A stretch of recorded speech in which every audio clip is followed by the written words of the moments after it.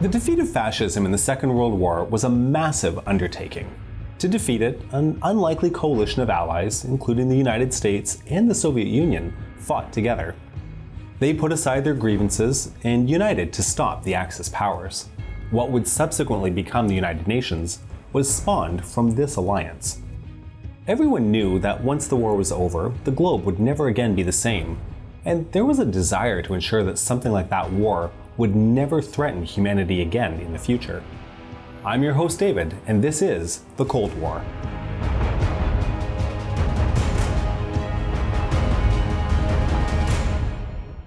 In the last years of his life, US President Franklin Roosevelt shopped around an old idea. That old idea had begun when an assassination in Sarajevo had set off the largest war in human history. People had begun to think that maybe all their disagreements and secret treaties were not conducive to a peaceful world. These same people began to think that a permanent body, where countries could air their grievances, would prevent such a war from happening again. So, well, yeah. What they came up with didn't really work. President Woodrow Wilson had proposed an international order based on 14 points. These have become known to history as Wilson's 14 points. Creative, right? These would become the basis for a new international body called the League of Nations. When Wilson brought home from Europe the idea of membership in the League of Nations and presented it to Congress, it was rejected. From the outset, one of the large powers of the world was just not a part of the organization. Great start, don't you think? What was put together was the idea of using collective security to prevent another world war. However, everyone was reluctant to use it. For example, no one did much when Japan invaded Manchuria in 1932, or when Italy invaded Abyssinia, it's present-day Ethiopia, in 1935. No matter how hard the member states of the League of Nations scolded them and told them not to do what they were doing, Japan and Italy went ahead and did it anyways. This, of course, was followed up by the rearmament of many more nations, and then the Second World War. So the plan that Roosevelt pitched was essentially this again, but with the hopes of success. This new, old idea was what would become the United Nations. The first conferences setting up what the UN was and would become began in Washington, D.C. in September of 1944. It was more or less a brainstorming session between the delegates of the Big Four. That's the United States, the Soviet Union, Great Britain, and the Republic of China. The UN then officially opened its doors in 1945 in San Francisco with 50 member nations. In October of that year, the Big Five, now including France, ratified the UN Charter. The UN itself is a unique institution created from a place of both fear and hope. Despite it often being a place of arguments during the Cold War, it also represented a great deal of idealism for what the United Nations could be on either side of the so-called Iron Curtain. So let's talk about what the Western Allies wanted for the organization when it was being created, and then we can see how well that worked out in practice. We'll start with the strong fears that were shared by many of the Western Allies. In comparison to the Soviet Union, the capitalist countries in the West had gone through a massive economic depression in the years before the Second World War. Some liberal leaders at the time believed that the shutdown of trade and the human impact of the depression had caused the rise of fascism. They also likely saw this as a major factor in the rise of socialism in the West, largely because it was. There was also a significant amount of fear that the wartime alliance would collapse as soon as the guns of war had stopped firing. Roosevelt saw great potential in an international system which would keep trade routes open. In his liberal mindset, if trade routes remained open, it would prevent a depression from reoccurring and the possibility of another world war erupting. So the UN's purpose was to act as a global body for countries to work out their grievances and to allow for major multilateral agreements before they would be met on the battlefield. How successful was this? It's impossible to determine how many potential wars the UN prevented, but the fact remains that a major global shooting war has not been fought since the end of the Second World War. Of course, it should be pointed out that the Soviet Union shared this desire to settle problems that were global in scale while avoiding future world wars at the same time. Although they were certainly not supporters of open global trade and liberalization, They were satisfied to gain full international recognition for both the USSR and its satellite states. Well, there were some conditions that they ensured were built into the UN structure. We at the Cold War have an episode about that coming up. Make sure to check it out. But anyway, back on topic. Although we could fixate on the shadow of fear in which the UN was created, but it's important to remember that it was also built on a great deal of hope. One great hope for many was that the UN would be a common ground for states to resolve their problems, with the goal being to prevent not only a global war, but all wars.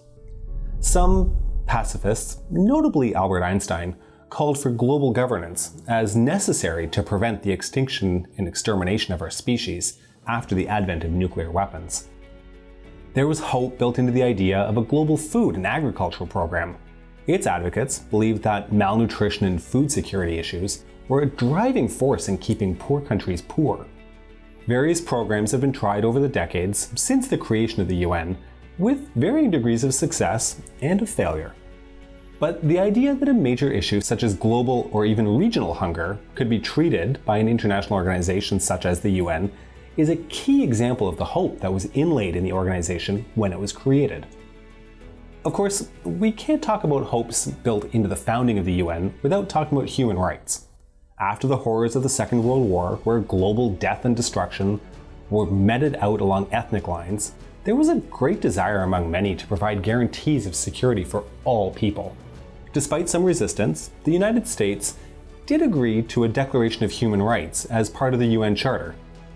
Unfortunately, despite its lofty goals, and has been pointed out by the Harvard professor Samuel Moyn, the UN organizations that were created to help protect human rights were in reality toothless.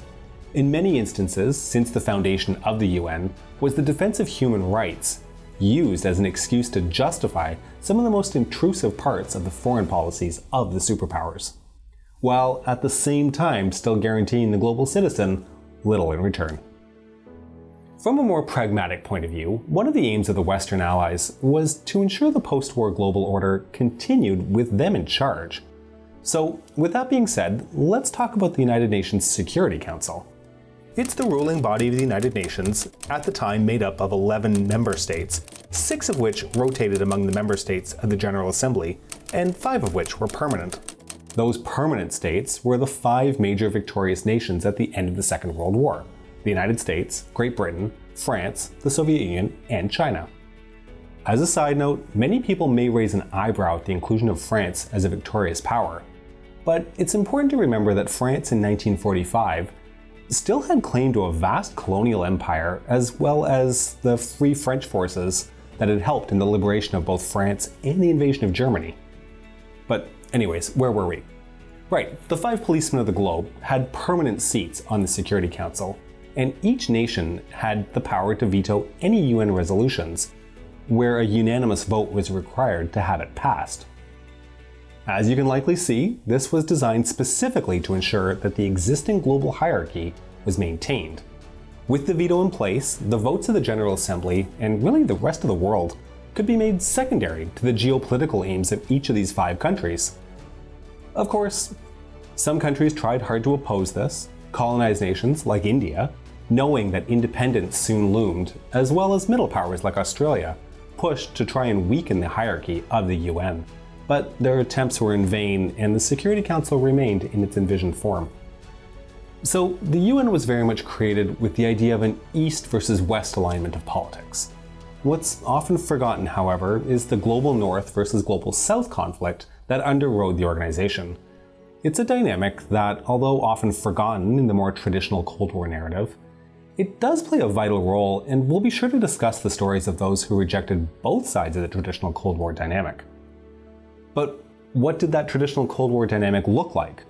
For many decades, that dynamic really did make the headlines at the United Nations. Conflicts between communist and capitalist members of the Security Council locked it down. American and Soviet vetoes made passing resolutions through the General Assembly frustrating and inefficient affairs. The biggest exception to that was the UN-approved American-led intervention to the Korean Peninsula in 1950. But we at the Cold War Channel aren't quite there yet.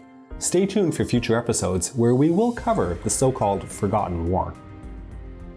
The United Nations is obviously still in existence today.